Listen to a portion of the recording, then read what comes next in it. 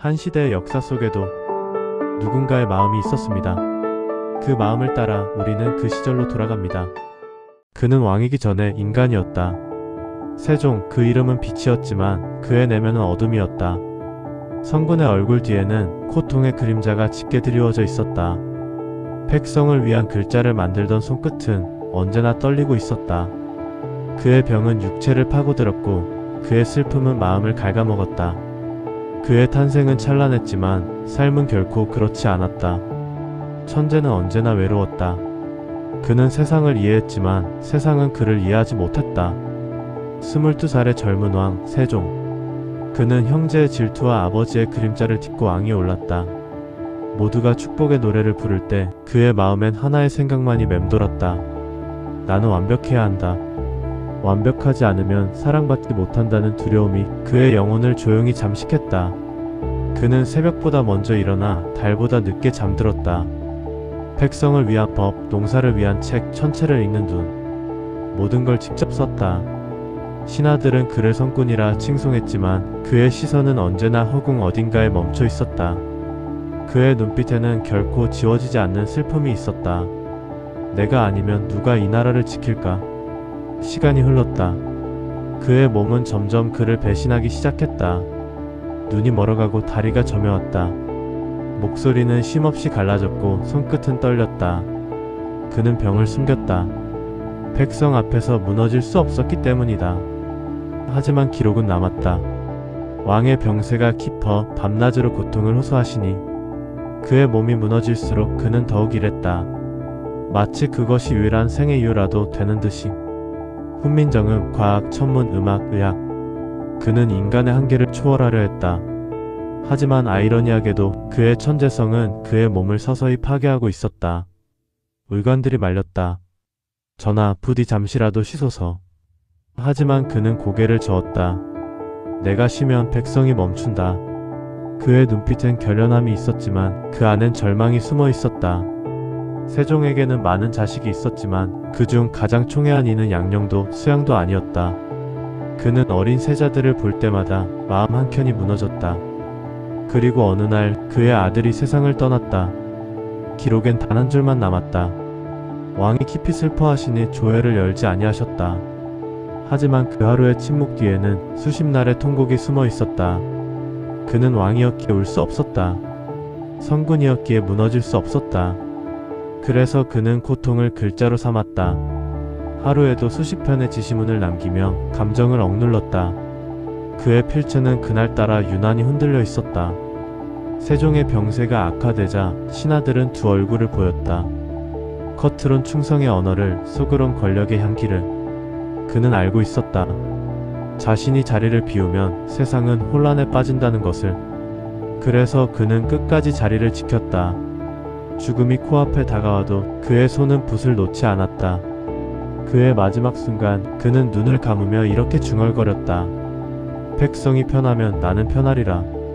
그 말은 기록에 남지 않았지만 궁궐의 바람은 그것을 기억했다. 사람들은 그를 성군이라 부른다. 하지만 세종은 누구보다도 인간이었다. 병과 고통 속에서도 백성을 위해 웃음을 잃지 않았던 인간. 그의 미소는 성군의 상징이었지만 그 뒤엔 결코 말하지 못한 슬픔이 있었다. 천재는 외로웠고 왕은 고독했다. 그의 생은 영광이었지만 그의 죽음은 조용한 비극이었다. 그리고 그가 남긴 글자는 그의 눈물로 만들어진 언어였다. 훈민정음. 그것은 단지 백성을 위한 글자가 아니라 세종 자신의 고통을 기록한 시였다. 그의 미소 뒤에 감춰진 병과 슬픔은 결국 그가 인간이었다는 증거였다. 그리고 바로 그 인간다움이 세종을 성군으로 만든 진짜 이유였다. 그의 몸은 이미 한계였다. 눈은 희미했고 다리는 더 이상 그를 지탱하지 못했다. 의관들이 말렸다. 전하, 더는 무리하시면 생명이 위험하옵니다. 세종은 조용히 미소를 지었다. 이 몸은 이미 다 썼다. 이제 남은 건 글뿐이다. 그는 마지막 힘을 불태웠다. 훈민정음. 세상을 바꾸는 글자였다. 백성들이 울음을 글로 쓸 수 있게 하는 혁명의 언어였다. 그는 병든 몸을 이끌고 글자를 하나하나 새겼다. 이 글은 사람의 소리를 본받아 만들었다. 그 짧은 문장 뒤엔 피와 눈물이 뒤섞인 밤들이 있었다. 밤마다 눈이 멀어갔고 손가락이 굳어갔다. 하지만 그는 멈추지 않았다.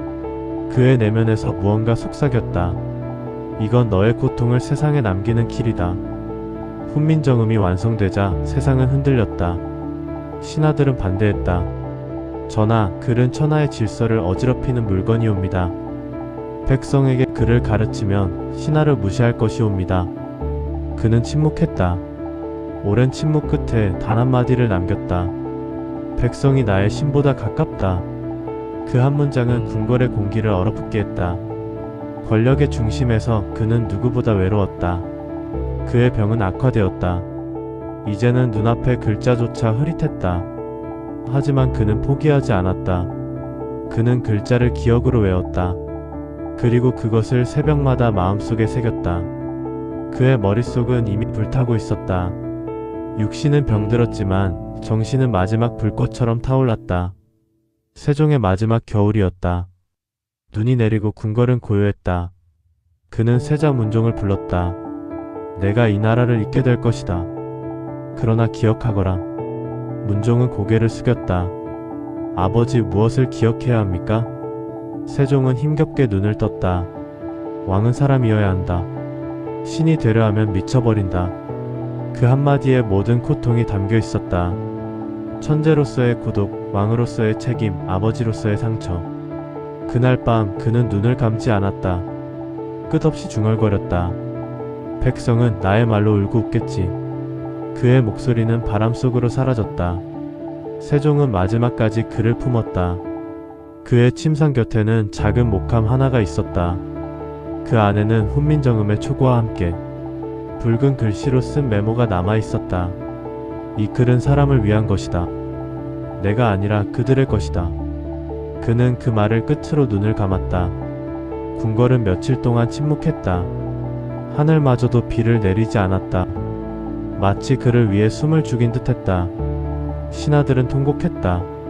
그러나 백성들은 그 이름을 불렀다. 그의 글자 덕에 처음으로 자신들의 이름을 적을 수 있었기 때문이다. 그의 죽음은 왕의 죽음이 아니라 한 인간의 완성된 시였다. 그가 떠난 뒤에도 그의 말은 살아있었다.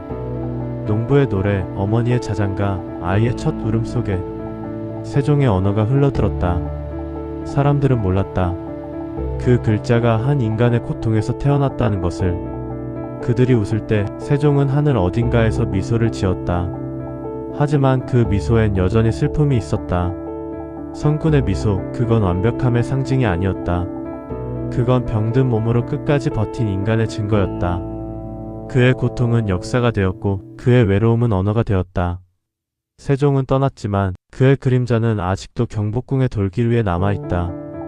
그 돌을 밟는 자마다 그 고요를 느낀다. 천재의 고독, 인간의 연민, 왕의 무게. 그는 성군이 아니라 인간 세종이었다. 완벽함을 꿈꾸다 고통 속에서 진리를 찾은 사람. 그가 남긴 건 글자가 아니라 마음이었다. 그 마음은 지금도 우리 안에 살아있다. 세종, 천재의 고독한 그림자. 그의 빛은 아직 꺼지지 않았다.